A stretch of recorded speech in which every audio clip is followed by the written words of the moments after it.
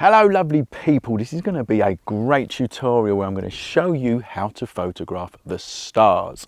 We're going to look at camera settings, what equipment that you need to use, best practice and all the things that you need to take great pictures of the stars. Plus, I'm going to give you a free guide to photographing the stars and I'll show you how to get that at the end of this video. But first, we need to get up there.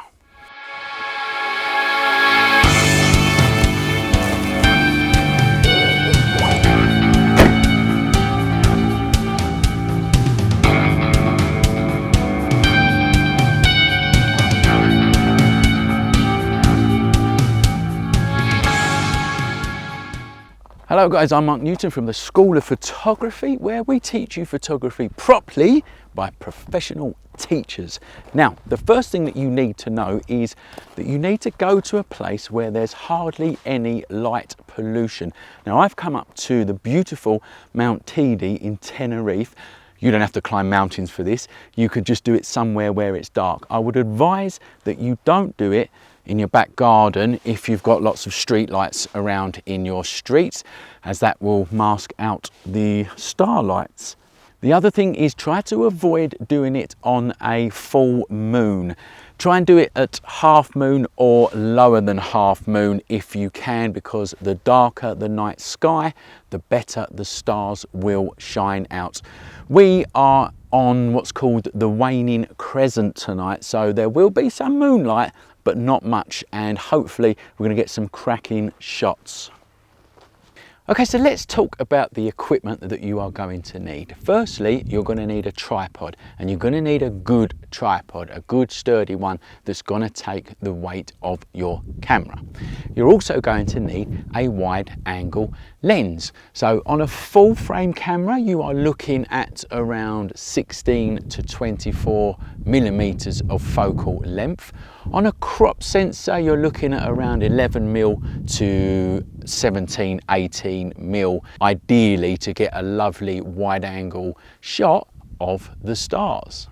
You're also going to need a lens that's got a wide aperture, preferably f2.8 or below, and that is because obviously it's going to be really dark and a wide aperture will let in as much light as possible. If you don't know what an aperture is, I've got a whole tutorial on it and I'll put a link in the description of this video so you can go and check that out and find out what an aperture is. You're also going to need a remote trigger or a cable release. You can use the 10-second timer or the 2-second timer on your camera, but it is better if you've got a remote trigger or cable release. And also you're going to need a good camera that can go fully manual. So a good DSLR camera or a mirrorless camera will do the trick.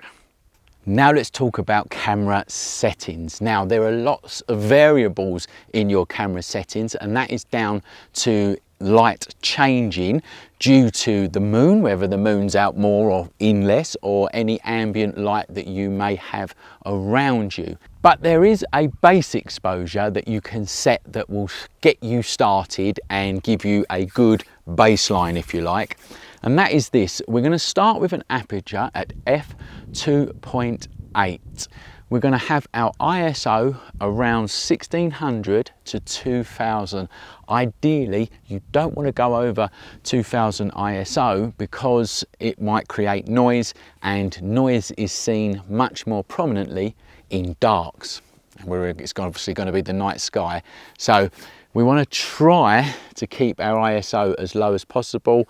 I'm thinking 1600 to 2000, but we'll soon find out when we start taking the shots. And we're going to start with a shutter speed of 25 seconds. Now you need a long shutter speed because we've not got much available light. Obviously it's night time, so a long shutter speed will let in a lot more light. But the planet moves, and as the planet moves and you're taking an exposure on your camera, you can get star trails. Now that is another really cool star look, but it's not for this tutorial, it's for another one that will be coming soon. And please subscribe to our channel so that you can see that one when it's published. But for now, we're going to start with a shutter speed of 25 seconds. Ideally, you don't want to go over 30 seconds because that's when you start to see the stars trailing. You're also going to need to put your lens onto manual focus and focus into infinity, and that is because it's too dark and your autofocus will find it hard to find a focus point, i.e. the stars. So put your lens onto manual focus and focus into infinity. Another really good idea is to shoot in RAW. Now, if you know how to post-process, shoot in RAW because it's going to do you a real favour reducing that noise afterwards. If you don't know how to post-process, then just use JPEGs and come over and sign on to our Lightroom course where we teach you how to post-process images like this properly. Then you need to find a decent spot to take the pictures. Here we go.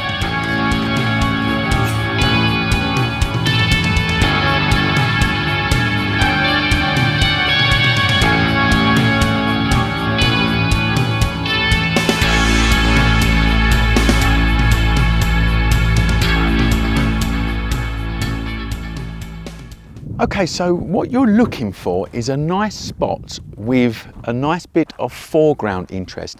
Now, we're up this beautiful mountain, like I said earlier, and there's lots of rocks everywhere, big, tall rocks, and I'm going to position myself behind some of these rocks so that I can have them possibly as a silhouette in the foreground with the stars in the background, and then I might move around and just take a few different shots of clusters of stars as they appear in the sky.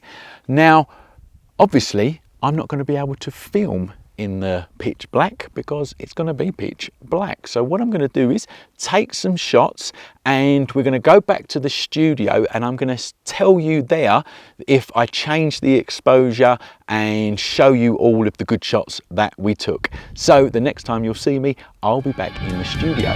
See you soon.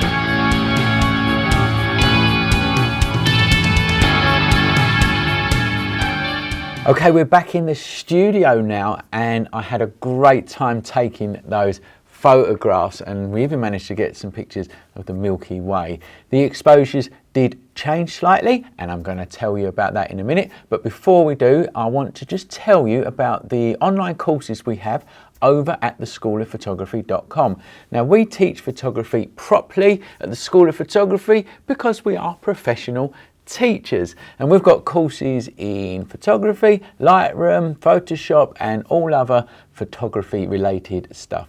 Plus we've got a load of freebies over there so that you can try before you buy. So if you are interested in learning photography, don't forget to come and check us out. So I started just by taking some test shots by where the car was parked just to get a rough exposure, and here it is here, and it actually came out quite well. This is at 20 seconds, ISO 1600 and an aperture at f2.8, and I was shooting at 16mm focal length and I was using a full frame camera, and the exposure actually has come out really quite well. The hill on the right hand side of this picture is lit, and that's because actually as I was exposing, a car came down the road and lit the hill, and it looks quite cool actually, so I was really pleased with that. So I just want to say at this point that these are post-processed. I shot in RAW like I said earlier on, and it really does help you out in taking pictures of stars. Now I'm going to make a video on post-processing star shots. That's coming up. Please subscribe to our mailing list to be notified when that is published, or subscribe to our channel and you'll get notified there as well.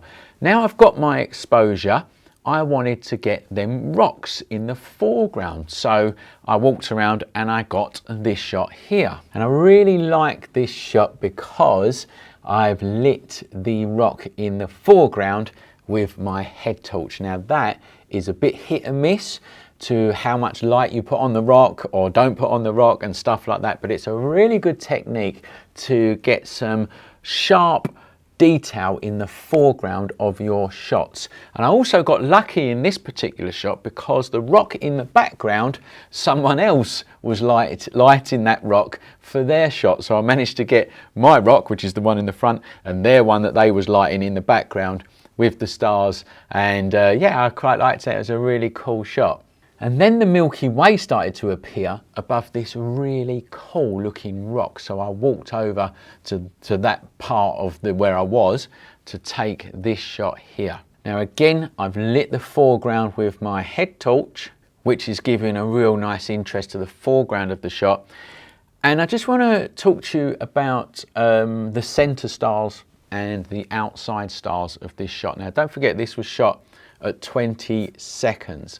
And the center stars they're still, there's no movement in them. But if we go to the stars that are at the edge of the frame, you can see that they're starting to trail.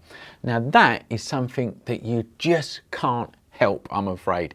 If you can have a shorter shutter speed, but then you're going to let in less light. So you can up the ISO, but then you're going to get more noise. So it's a real fine balance. Now there is this rule called the 500 rule that you can apply and try and get your focal length right with no trails. But do you know what? I find that just gets in the way. I'm going to put it onto your free guide anyway, but I personally find that just gets in the way. I like to get out there, take the shots, look at the shots, and then adjust the exposure as I see fit.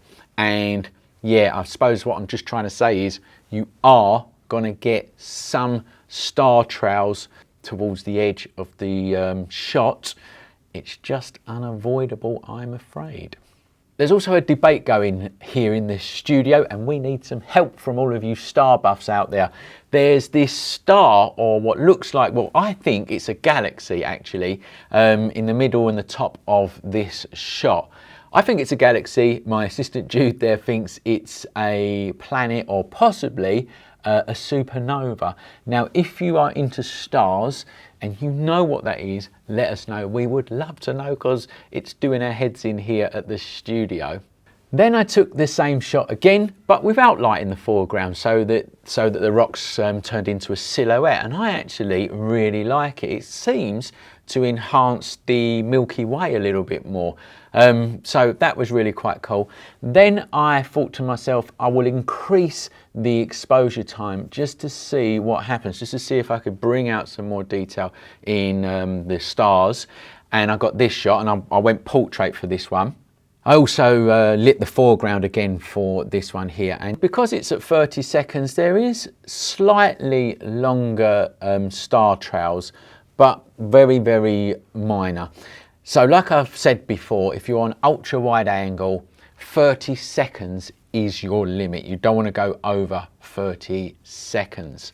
Now I've put all of this information into a handy free guide to photographing stars, which you can get. It's in the description of this video.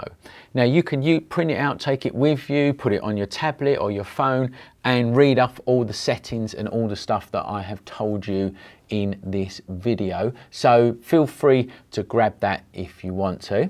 We would also love to see your versions of this. So if you do take pictures inspired by this video, then if you follow us on Facebook or Instagram, post your pictures and tag them with the hashtag the School of Photography so that we can see them, and we might well feature them on our Facebook and Instagram feed for you. And we actually love seeing work produced by people that are inspired by our videos. So if you want to do that, please do.